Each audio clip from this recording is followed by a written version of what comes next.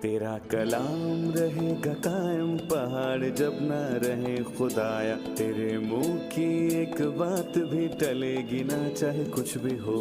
तेरी मान दिए है जिंदा सोने से भी कीमती, मेरा दिल ये दे गवाही है ये किताब अजीम। नाज़िल करे अपना कलाम, शिकस्ता दिलों को सुकून मिले, तारीखी दूर हो मेरी राहें रोशन कर। दिल अपना कलाम कसरत से ए खुदा बदल दे, रिहाई दे कसरत से फल मिलाओ। कलाम रहेगा कायम पहाड़ जब न रहे खुदाया, तेरे मुंह की एक बात भी टलेगी ना चाहे कुछ भी हो। और कलाम मुजस्सम हुआ और हमारे दरमियान रहा। क्या कलाम का मुजस्सम होना सूरत बदलना है? इब्तिदा में कलाम था, अरबी में था, माजी में इस्तेमाल किया जाता था। क्या इसका यूनानी में कोई और मतलब भी है? यूहन्ना आया ताकि वो नूर की गवाही दें और सब उसके वसीले से ईमान लाएं। मसीह जो हकीकी नूर है, सबको रोशन करता है। क्या सबसे ये मुराद है कि सारी दुनिया रोशन होकर खुदा उनको कबूल कर लेगी?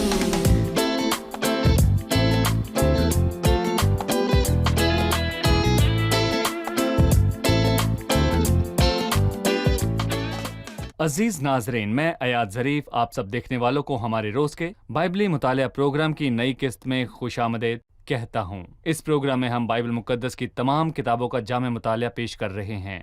अपने मुताले में हम यूहन्ना की इंजील का मुतालिया कर रहे हैं, जो कि नए अहदनामे की चौथी किताब है। और यूहन्ना की किताब हमें मसीह के मुतल्लिक बताती है कि वो खुदा है जो मुजस्सम हुआ। पिछली किस्त में हमने ये भी देखा कि यूहन्ना ने ये इंजील सारी दुनिया को लिखी, ना कि यहूदियों को, रोमियों को और ना ही यूनानियों को।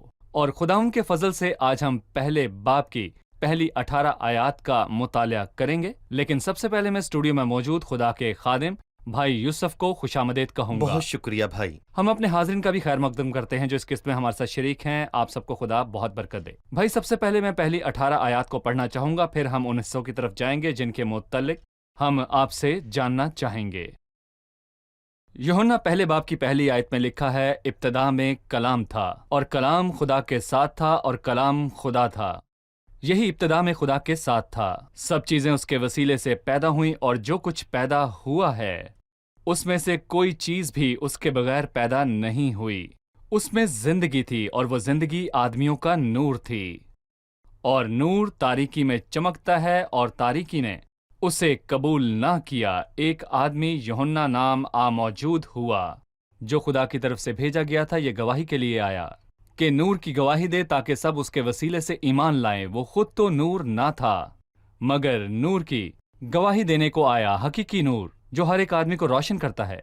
दुनिया में आने को था, वो दुनिया में था और दुनिया उसके वसीले से पैदा हुई और दुनिया ने उसे ना पहचाना। वो अपने घर आया और उसके अपनों ने उसे कबूल ना किया।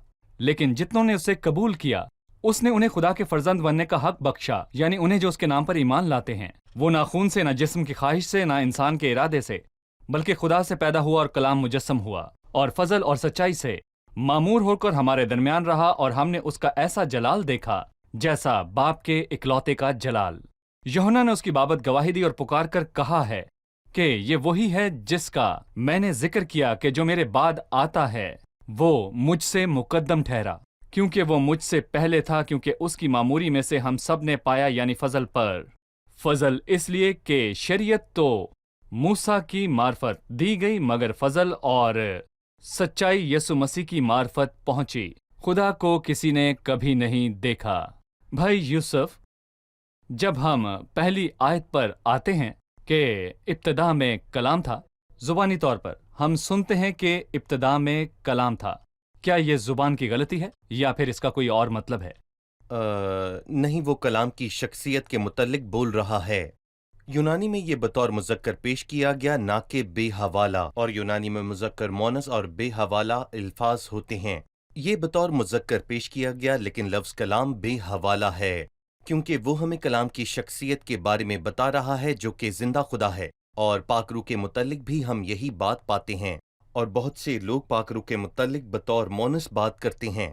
रू आई, रू गई, रू उस पर आई, रू मोनस है। लेकिन सही ये है कि रू उस पर आया, بطور مذکر، لہٰذا پاکرو بطور الہی شخصیت اور کلام بطور الہی شخصیت مذکر کے طور پر دکھایا جاتا ہے۔ کلام یہاں خدا ہے، خدا، وہ بیٹے کی شخصیت کے لیے کلام کا لفظ استعمال کرتا ہے۔ بالکل، ابتدا میں کلام تھا اور کلام خدا کے ساتھ تھا۔ کلام میں لکھا ہے ابتدا میں، پیدائش 1 میں ہم نے پڑھا کہ ابتدا میں خدا نے آسمان اور زمین کو پیدا کیا۔ جب ہم پہلے یوحنا 1 پہ جاتے ہیں تو وہ اس کے متعلق بات کرتا ہے جو ابتدا سے ہے، اور مرکز میں لکھا ہے یسوع مسیح کی خوشخبری کا شروع۔ کیا یہاں کی شروعات وہی شروعات ہے جو پیدائش 1 اور پہلے یوحنا 1 اور مرکز 1 میں لکھی ہے؟ میں یہ کہہ سکتا ہوں کہ یہ ان سب سے پہلے ہے۔ پیدائش کی کتاب پرانے عہد نامے میں ہے اور یہ وقت کے ساتھ شروع ہوتی ہے، کیونکہ پرانا عہد نامہ ازلیت اور ابدیت کی بات نہیں کرتا، یہ زمانوں کی اور دنیا کے لوگوں کی بات کرتا ہے، یہ وقت سے متعلق ہے۔ اور یہ شروع ہوتا ہے کہ ابتدا میں خدا نے آسمان اور زمین کو پیدا کیا، گویا وہ وقت کی شروعات کے متعلق بات کر رہا ہے، یعنی کہ اس سے پہلے کے وقت کا آغاز ہوتا ازلیت تھی جس کی کوئی شروعات نہیں ہے۔ یہاں وہ ابدی شروعات کی بات کرتا ہے جو کہنے میں بہت خوبصورت بات ہے، ابتدا میں، نہ کہ کلام کی ابتدا میں، یا یہ کہ ابتدا میں کلام دریافت ہوا، بلکہ یہ کہ ابتدا میں کلام تھا، اور کسی نے یہ کہا کہ ابتدا نے آ کر دیکھا کہ کلام اس سے پہلے سے تھا، یعنی کہ اگر وہ ابتدا سے بھی پہلے تھا تو وہ ابدی ہے، اور خدا کے علاوہ کچھ بھی ابدی نہیں ہے، اس لیے اس نے یہ کہا کہ کلام خدا کے ساتھ تھا۔ بھائی یوسف، ابتدا میں کلام تھا عربی میں تھا، ماضی کے لیے استعمال ہوتا ہے، لیکن کیا اس کا یونانی میں کوئی اور بھی مطلب ہے؟ دراصل یونانی ایک بھرپور زبان ہے، اس کے 2 الفاظ بہت ہی اہم ہیں، ایٹو اور ایجینیٹو، اور پہلا لفظ ایٹو ہے جو دوسری آیت میں 4 مرتبہ آیا ہے، اور اس کا مطلب ہے ابتدا میں تھا، یہ ایٹو ہے، اور کلام خدا کے ساتھ تھا اور کلام خدا تھا، اور یہی ابتدا میں خدا کے ساتھ تھا جس کا مطلب ہے ازلی موجودگی۔ آیت نمبر 3 جو اس کے بعد آتی ہے کہ سب چیزیں اس کے وسیلے پیدا ہوئیں، اور یہاں ماضی کے لیے ایجینیٹو لفظ ہے، ہم اس کا ترجمہ کر سکتے ہیں وجود میں آئیں، یعنی کہ وجود کی شروعات۔ سو یہاں 2 الفاظ ہیں، شروعات کے بغیر وجود، یعنی کہ ازلی، اور وہ وجود جو وقت کے ساتھ ہوا، جس میں یہ باتیں ہیں کہ سب چیزیں اس کے وسیلے پیدا ہوئیں، یا پھر آیت نمبر 14 میں یہ لکھا ہے کہ کلام مجسم ہوا، یہاں بھی ایجینیٹو لفظ ہے جس کا مطلب ہے وجود میں آنا۔ یہاں لفظ موجود اسی لفظ کی مانند ہے جو اردو میں ہمیں ملتا ہے، لیکن وجود کے لیے ایک اور لفظ ہے جو عبرانی میں نہیں ہے، جو ازلی اور مستقبل وجود کے لیے ہے، جو آیت 1 اور 2 میں واضح آیا ہے۔ جب اس نے کلام کو خدا کہا تو اس کی مراد ازلی اور مستقل وجود سے تھا۔ ازلی، سب چیزیں اس کے وسیلہ سے پیدا ہوئی، یعنی وہ مخلوقات، وہ چیزیں جن کی ابتدا بالکل ہوئی۔ صحیح۔ کیا ہم اسے خداوند کے یوحنا 8 میں اپنے متعلق کہے گئے الفاظ سے جوڑ سکتے ہیں کہ پیشتر اس کے ابراہام پیدا ہوتا میں ہوں؟ کیا میں ہوں کہ بھی یہی معنی ہے؟ جس ترجمے میں یہ کیا گیا ہے وہ ہے ایکو آئمی، اور میں یہاں پر یہ کہنا چاہوں گا کہ یہ وہ لفظ ہے جو یونانی توریت میں خدا کے لیے خروج 3:14 میں استعمال ہوا ہے۔ موسیٰ نے پوچھا کہ جب لوگ مجھ سے یہ پوچھیں گے کہ اس کا نام کیا ہے تو میں کیا کہوں گا، تو اس نے کہا میں جو ہوں سو میں ہوں۔ تو خدا نے موسیٰ سے کہا کہ تو لوگوں سے کہنا میں جو ہوں سو میں ہوں نے تجھے ان کے پاس بھیجا ہے، اور یہ وہی لفظ ایکو ایمی ہے جو ازلی ہے اور ابدی بھی، خود موجود۔ جی۔ بھائی یوسف، ہم چاہیں گے کہ پہلی 3 آیات کی تشریح آپ ہمیں تفصیل سے بتائیے۔ ابتدا میں کلام تھا اور کلام خدا کے ساتھ تھا اور کلام خدا تھا، یہی ابتدا میں خدا کے ساتھ تھا، سب چیزیں اس کے وسیلے سے پیدا ہوئیں، اور جو کچھ بھی پیدا ہوا اس میں سے کوئی چیز بھی اس کے بغیر پیدا نہیں ہوئی۔ میں چاہوں گا کہ آپ ان کا ایک ایک کر کے ہمیں مطلب سمجھائیے۔ ابتدا میں کلام تھا، ہمیں کلام کے ازلی وجود کے جاننا ضروری ہے۔ ابتدا میں کلام تھا، جیسے کہ ہم اس بات کی طاقت کو دیکھتے ہیں، یہ نہیں کہ ابتدا ازلیت ہے بلکہ ازلیت ابتدا سے بھی پہلے ہے، اور کلام خدا کے ساتھ تھا جو کہ ایک الگ شخصیت ہے، اور خدا کلام تھا اور اس کی الوہیت، سو ہمارے پاس اس کی ابدیت، اس کی شخصیت اور الوہیت ہے، اور یہی ابتدا میں خدا کے ساتھ تھا، محبت اور پیار کا مرکز، بس یہی ابتدا میں خدا کے ساتھ تھا۔ اس کے بعد سب چیزیں اس کے وسیلے پیدا ہوئیں، اور جو کچھ پیدا ہوا اس میں سے کوئی چیز بھی اس کے بغیر پیدا نہیں ہوئی، جس کا مطلب ہے کہ وہ خالق ہے، اور اس نے اس کا تذکرہ مثبت اور منفی دونوں پہلوؤں سے کیا، لیکن اس نے مزید کہا کہ جو کچھ بھی پیدا ہوا ہے اس میں سے کوئی بھی چیز اس کے بغیر پیدا نہیں ہوئی، گویا وہ اس سے نظریہ ارتقاء کو غلط قرار دیتا ہے۔ کچھ بھی پہلے کی چیزوں سے نہیں نکلا، بلکہ کوئی چیز بھی اس کے بغیر پیدا نہیں ہوئی، سب چیزیں اس کے وسیلے پیدا ہوئیں، اور اس میں سے کوئی چیز بھی اس کے بغیر پیدا نہیں ہوئی۔ अजीज नाजरीन, हम यहाँ पर एक वक्फा लेंगे और वक्फे से वापस आकर हम हाजरीन से सवाल पूछेंगे, और अगर आपका कोई सवाल हो तो वक्फे के दौरान दिए गए नंबर्स पर हमें इरसाल करें, हम इसका जवाब जरूर देंगे।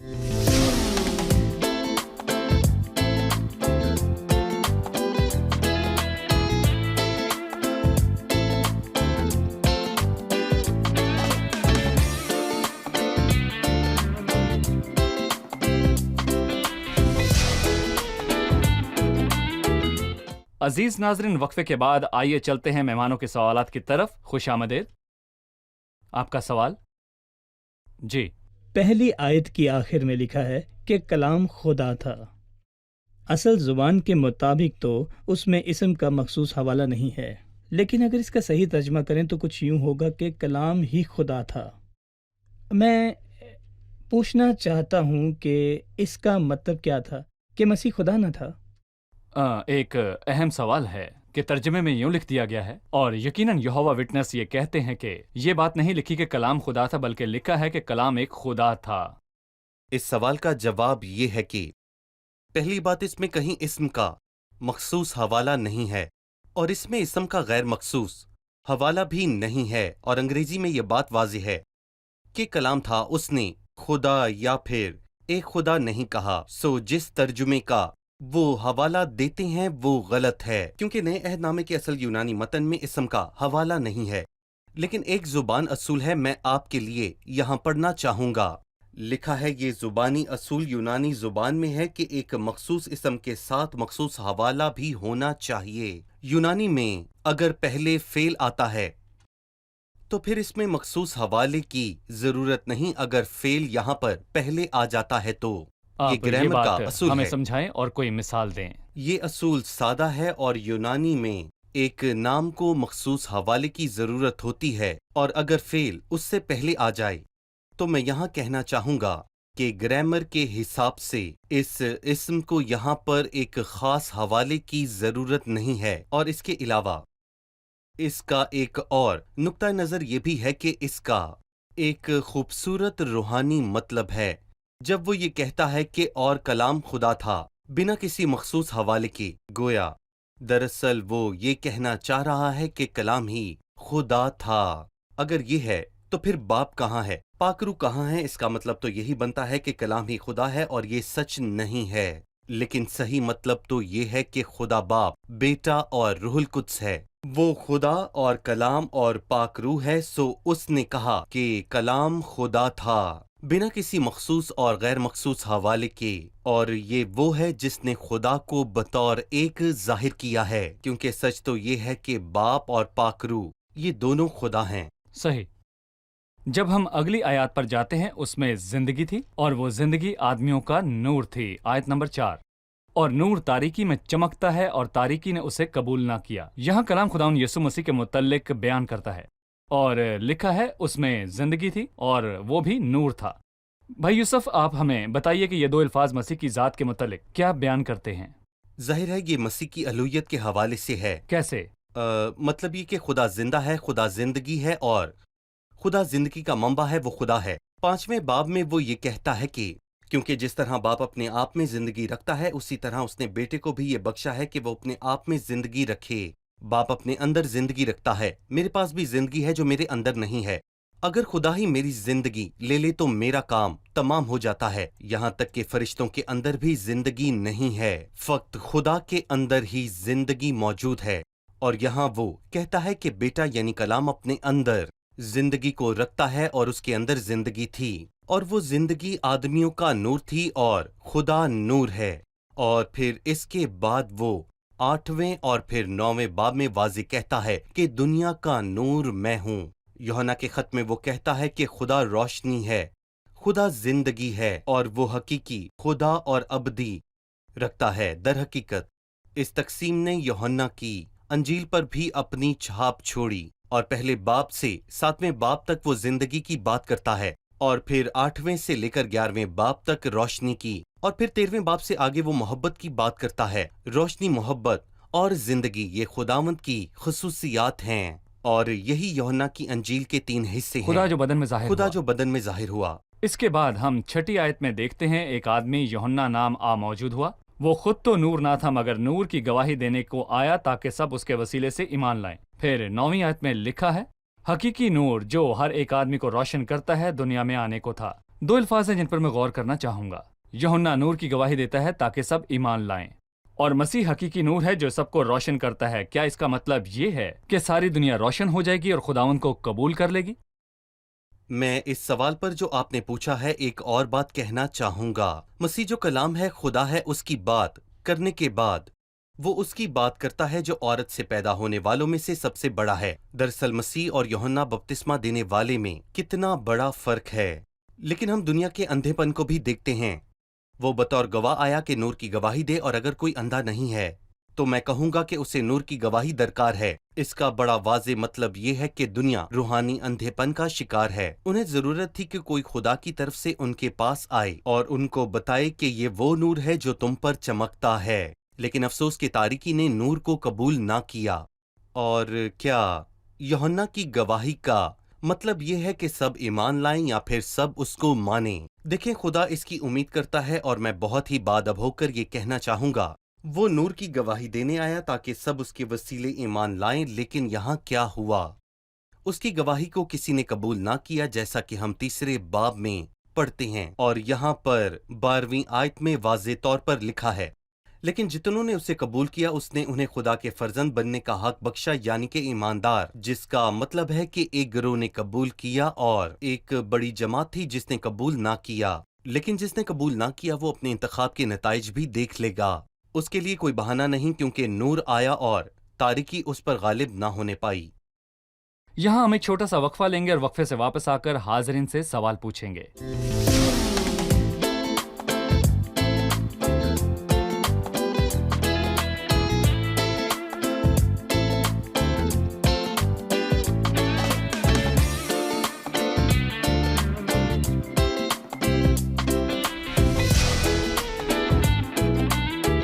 वक्फे के बाद आइए चलते हैं मेहमानों के सवालात की तरफ। जी, आप में से किसका सवाल है? पहले बाब की 18 आयत में लिखा है, खुदा को किसी ने कभी नहीं देखा।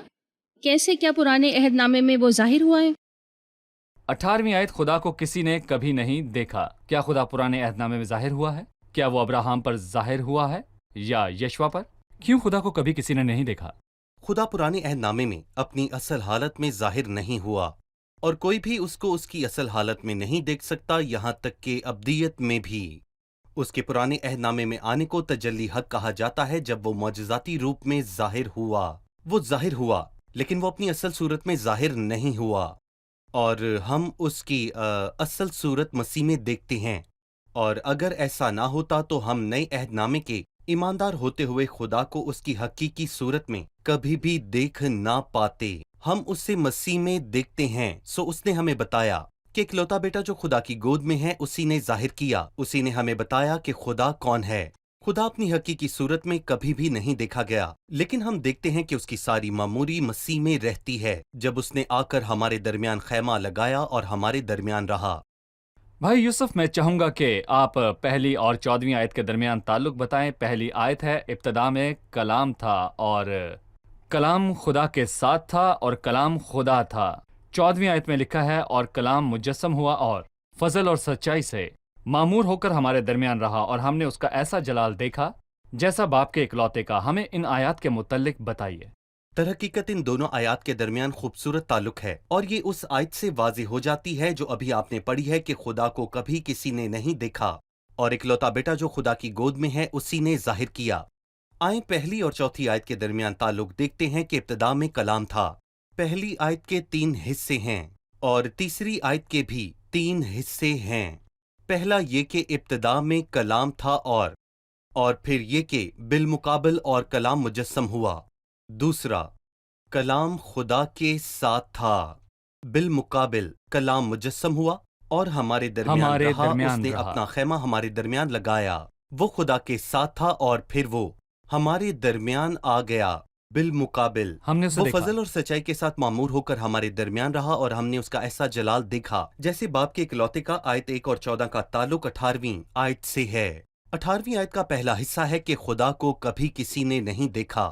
یہ پہلی بات ہے، اکلوتا بیٹا جو باپ کی گود میں ہے اسی نے ظاہر کیا۔ یہ 14ویں آیت ہے۔ 18ویں آیت 2 حصوں میں تقسیم کی گئی ہے، جو پہلی اور 14ویں آیت کو 3 حصوں میں تقسیم کر دیتی ہے۔ اور کلام مجسم ہوا اور فضل اور سچائی سے معمور ہو کر ہمارے درمیان رہا۔ کیا کلام مجسم ہوا؟ ہم نے صورت بدلنے کی بات کی، یعنی کہ اس نے اپنی صورت بدلی اور اب وہ خدا نہ رہا بلکہ فقط ایک انسان کی صورت میں آ گیا۔ دراصل یہ ایک خوفناک اور تعلیمی غلطی ہے، اور میں اپنے دیکھنے والوں سے یہ التماس کروں گا کہ اس سے بچیں۔ اور اسی لیے میں یہ بھی کہنا چاہوں گا کہ کچھ ترجموں میں لکھا ہے کہ کلام نے بدل لیا اور ہمارے درمیان رہا، اور خدا کی اصل میں کوئی بدلاؤ نہ آیا، کیونکہ خدا میں تبدیلی کے باعث کوئی تعبیر یا بدلاؤ نہیں آ نہ ہی سکتا۔ صورت بدلتی ہے۔ اگر وہ تبدیل ہو جائے تو وہ خدا نہیں۔ مطلب اگر ہم کہیں کہ خدا بدل کر یہ ہو گیا، تو میں کہوں گا کہ یہ ایسی بات ہوگی کہ پہلا حصہ دوسرے حصے کی تردید کرتا ہے۔ دیکھیں، ہمارا خدا بدلتا نہیں، لیکن اس نے بدن اختیار کیا۔ کیا یہ ممکن ہے؟ جی ہاں۔ کیا وہ کر سکتا ہے؟ یقیناً اس نے کیا، اور یوحنا کی انجیل ہمیں یہ بتاتی ہے۔ ایک اور سوال بھی اس وقت میرے سامنے حائل ہے کہ آپ نے خدا کے مجسم ہونے کی بات کی۔ خدا مجسم کیوں ہوگا؟ خدا کو مجسم ہونے کی کیا ضرورت تھی؟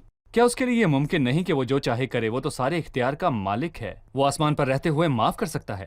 وہ آسمان پر رہتے ہوئے سب کچھ کر سکتا ہے۔ وہ انسان کو آسمان پر سے ہی بچا سکتا ہے، تو مجسم کیوں ہوا؟ نہیں، در حقیقت اگر وہ معاف کرنا چاہتا تو آسمان سے ہی معاف کر سکتا تھا۔ یہ بات خدا کے انصاف کے خلاف ہے، جو کہ کامل ہے۔ خدا اپنے اصولوں اور راست بازی کو چھوڑنے کے لیے تیار ہے، لیکن ایسا کرنا اس کی مرضی نہیں ہے۔ اگر وہ ایسا کرتا ہے تو وہ خدا نہیں کہلائے گا۔ اس کی بہت سی وجوہات ہیں، لیکن میں پہلی وجہ پر بات کروں گا کہ انسانیت کو خدا کو دیکھنے کا شوق ہے۔ جب موسیٰ نے یہ کہا کہ مجھے اپنا جلال دکھا، اور ایوب نے کہا میں تجھے دیکھنا چاہتا ہوں، اور فلپس نے کہا باپ کو ہمیں دکھا، انسانیت خدا کو دیکھنے کے لیے بےتاب ہے۔ ایک گناہ گار سوچ خدا کی تصویر بنانے کی طرف مائل ہوئی، جس کے بارے میں پرانے عہد نامے میں واضح منع کیا گیا۔ افسوس کہ اس سے بت پرستی نے جنم لیا، اور اس کی دوسری وجہ یہ تھی کہ ہمارے دکھوں کو چکھنا، کیونکہ ایوب نے شکایت کر کے یہ کہا تھا کہ خدا میں ہی میرے دکھوں سے واقف ہوں۔ مثلاً خدا میرا تھا، غریب بنا اور صحت مند تھا تو بیمار بنا۔ اب خدا وہ محسوس نہیں کرتا جو میں کرتا ہوں۔ مسیح آیا اور ہر طرح سے آزمایا گیا، لیکن وہ بے گناہ ٹھہرا۔ میرا مطلب اس پر بھوک اور پیاس کی آزمائش آئی، لوگوں کی اور ذلت کی اور ناانصافی کی۔ اس پر ہر وہ آزمائش آئی جو ہم پر آ سکتی تھی، تاکہ وہ ان سب کی مدد کرے جو آزمائش میں پڑے تھے۔ لیکن اس سے بھی ضروری بات یہ تھی کہ وہ سب کو نجات دینے کے لیے آیا، تاکہ خدا کے فضل سے وہ موت کو چکھے، کیونکہ گناہ کی مزدوری موت ہے۔ اور خدا اپنے فضل کو نظر انداز کر کے ایسا نہیں کہہ سکتا کہ میں نے معاف کیا، خدا تیرا انصاف کہاں گیا، ٹھیک ہے بس ہو گیا۔ نہیں، خدا نظر انداز نہیں کرتا۔ مسیح آیا اور خدا کے فضل سے اس نے موت کو چکھا، اور اس نے اسے تباہ کیا جس کا موت پر اختیار تھا، یعنی کہ ابلیس، تاکہ ان سب کو چھڑائے جو موت کے خوف میں قید ہیں، اور وہ جو عمر قید میں مبتلا ہیں۔ بھائی یوسف، 15ویں آیت میں یوحنا نے گواہی دی ہے کہ جو میرے بعد آتا ہے مجھ سے مقدم ٹھہرا، کیونکہ وہ مجھ سے پہلے تھا۔ میں چاہتا ہوں کہ آپ اس بات کی تشریح کریں۔ میرے بعد آتا ہے مجھ سے پہلے تھا۔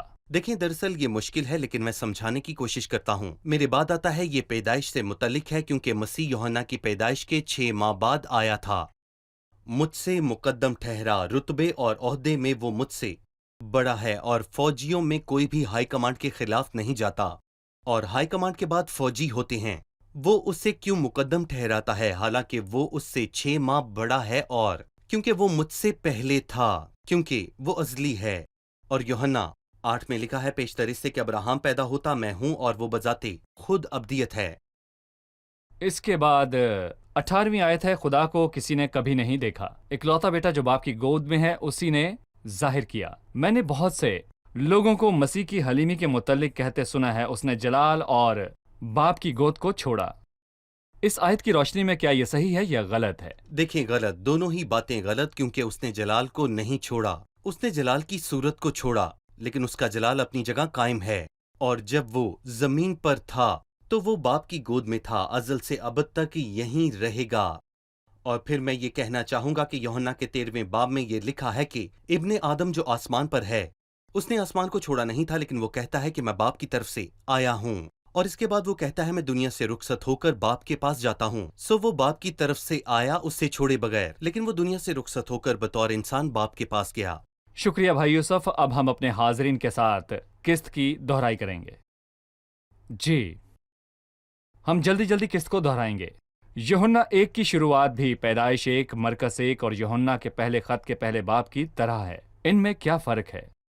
یقیناً ان سب میں فرق بھی ہے. انجیل میں اس کی پیدائش پہلے باب میں اور پہلے یوحنا اور اس کے پہلے باب میں پیدائش کی شروعات وقت کی ابتدا سے متعلق ہے، لیکن یوحنا کی انجیل میں خدا وقت سے پہلے ہے. وقت کا تعلق انسان سے ہے. خدا ابدی ہے اور اس کا وقت سے کوئی تعلق نہیں ہے. یعنی یوحنا کی انجیل پیدائش کی شروعات سے پہلے کے وقت سے ہے. جب بائبل کہتی ہے کہ مسیح اپنے اندر زندگی رکھتا ہے اور کہتی ہے کہ وہ حقیقی نور ہے، تو زندگی اور نور مسیح کی ذات اور اس کی خوبیوں کے متعلق کیا بیان کرتے ہیں؟ بتائیے. زندگی اور نور مسیح کی الوہیت کے مطابق بتاتے ہیں. زندگی کا مطلب خدا منبع ہے. سو جب ہم کہتے ہیں کہ اس میں زندگی تھی تو اس کا مطلب ہے کہ خود مسیح کے اندر زندگی ہے. ٹھیک ہے. قسط کے اختتام پر میں آپ سب کا شکریہ ادا کرنا چاہتا ہوں.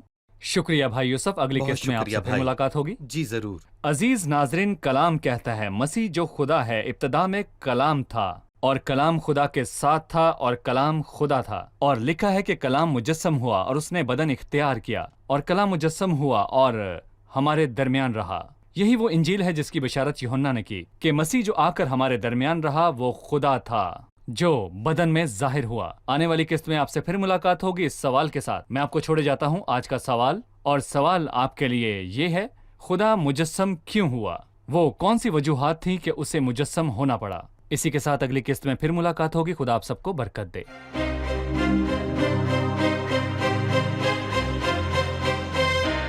بیابان میں پکارنے والے کی آواز آتی ہے. یہ آواز کس کی ہے اور اس نے اسے بیابان کیوں کہا؟